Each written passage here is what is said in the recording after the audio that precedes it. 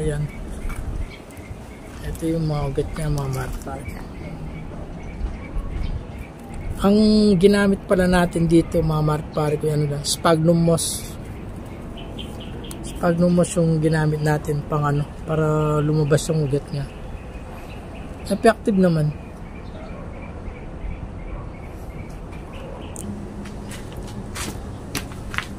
Hello again mga marpar ko.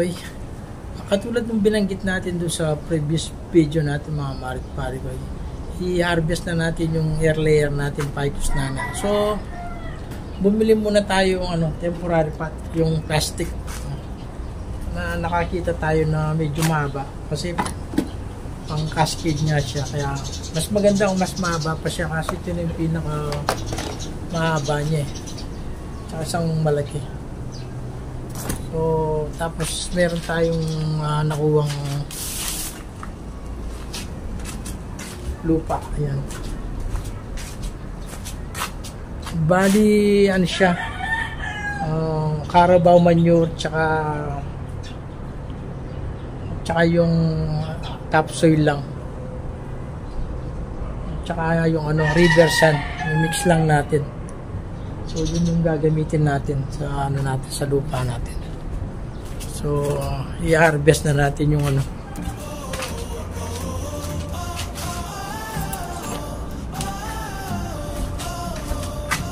yung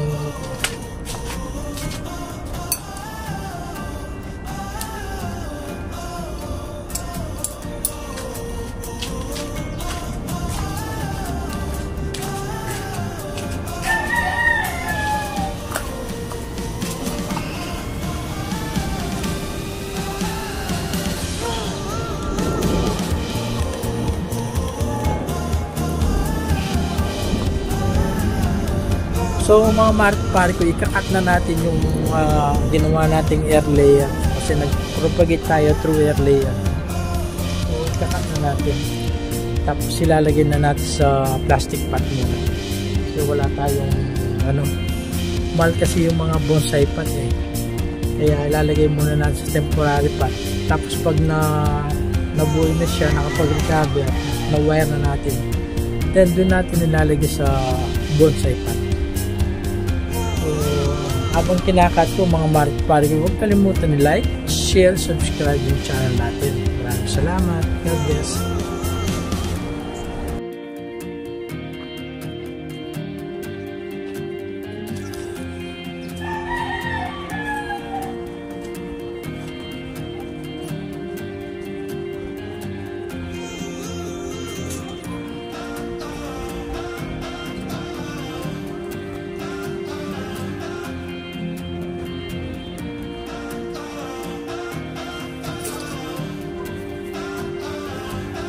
Siya mga marpar, papakita ko sa inyo yung mga ugat ko. Actually hindi naman maselan to kahit cuttings lang, mabubuhay siya pero medyo matagal.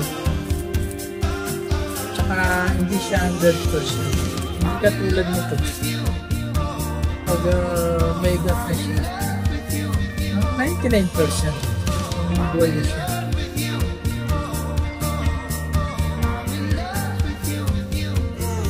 Niya pati plastic.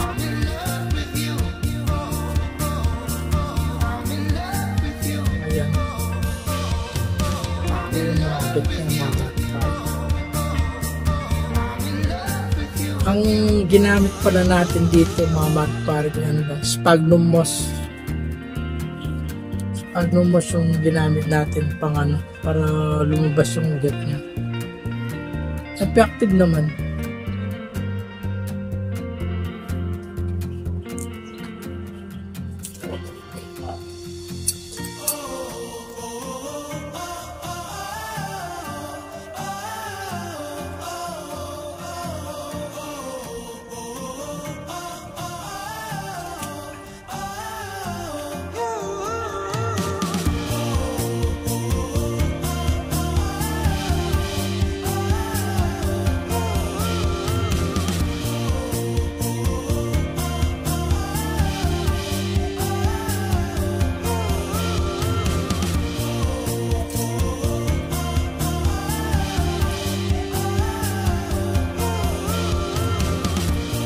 Tsaka yung mga pare ko, sa mga bonsai beginner, ito yung pinakamagandang halaman.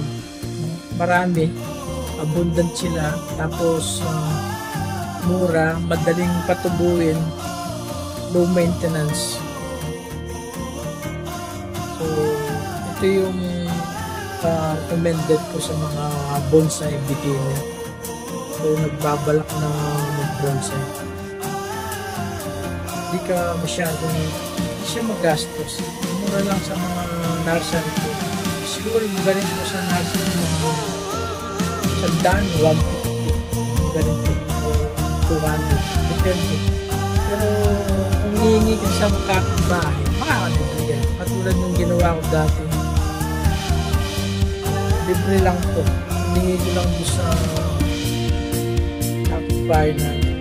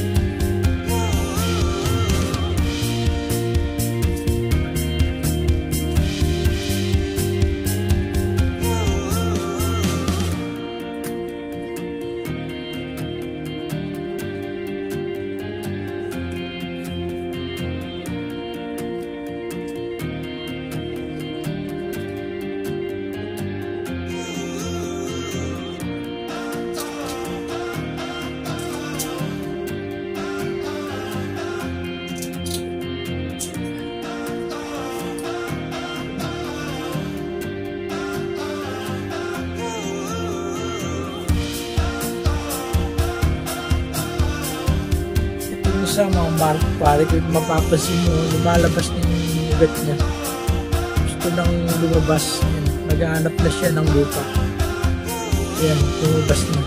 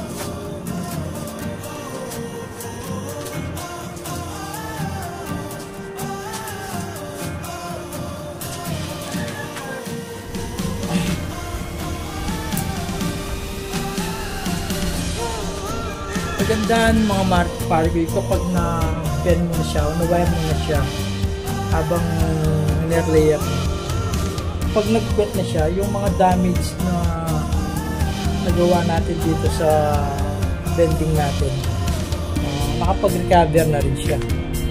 Hindi katulad ng mga straight na kinuha natin, i-bend pa natin yun. Kuminsan may nababali, kung nabali siya, kuminsan namamatay na siya, namamatay yung dulo pag nabali yung sa kanya.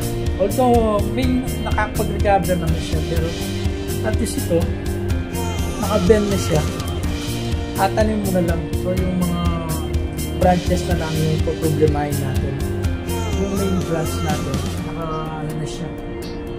Naka-shape na siya. Naka-bend na siya. So kung gagawin mo siyang cascade, itatanim mo lang siyang cascade style.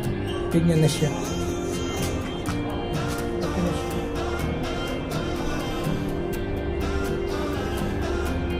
Ito na lang yung iwawang natin yung mga branches na. Mamili tayo.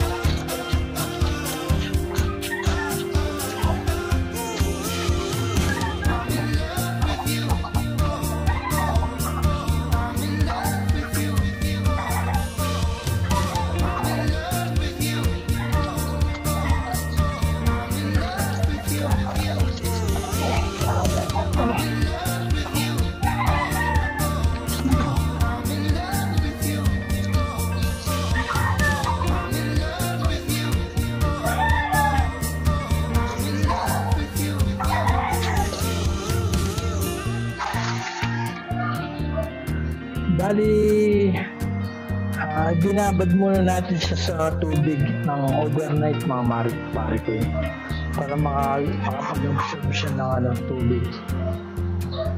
Ginagawa ko rin yung sa cuttings, binababad ko muna para pag tinanim mo siya, meron na siyang tubig sa katawan niya, hindi siya ma-dehydrate kaagad.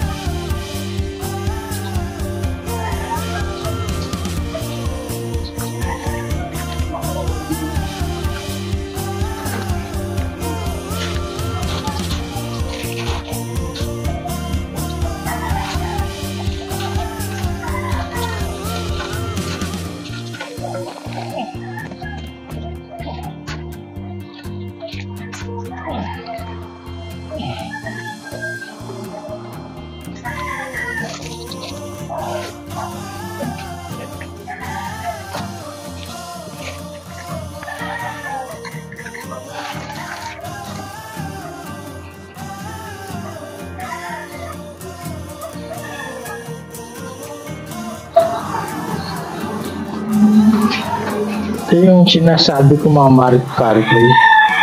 Nabali ko siya, pero dahil naka-connect pa siya dun sa puno, madali siyang makapag-recover. Pero namatay din yung ibang ano niya. So, ito. Kasi pag tinanim mo siya, dun mo siya binen, tapos naputol siya, mahirap siya makapag-recover kasi hindi pa talaga siya develop doon sa roots niya. So yun ang advantage nung i-wire mo na siya, sabay mo siya sa air layer. So kakat natin to, pero pwede sa ating tanim itong diretso. So ito lang yung kukunin natin, itong may ano slanting semi-cascade mga pare.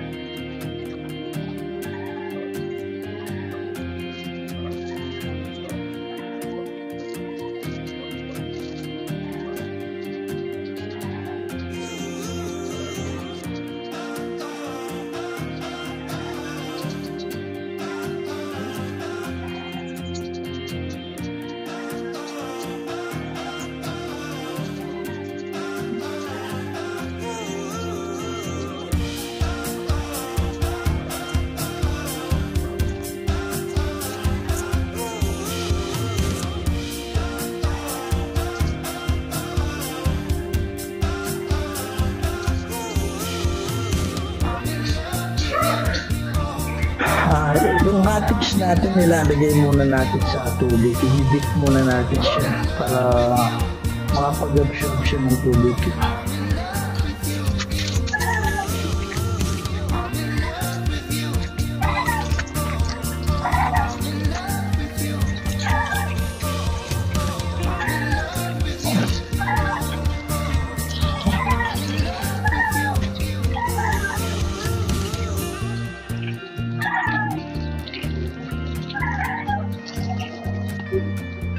Ayan na.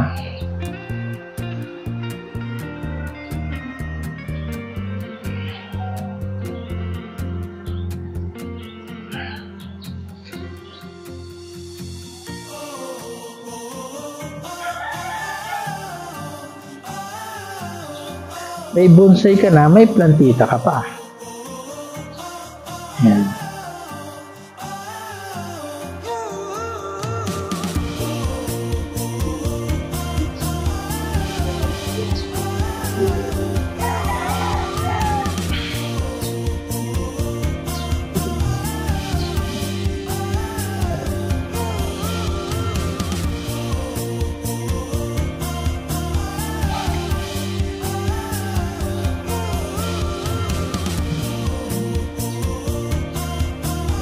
So, ayan mga pare ko, nakapagtanim na naman tayo ng bonsai tsaka plantita mga pare ko. Ayan.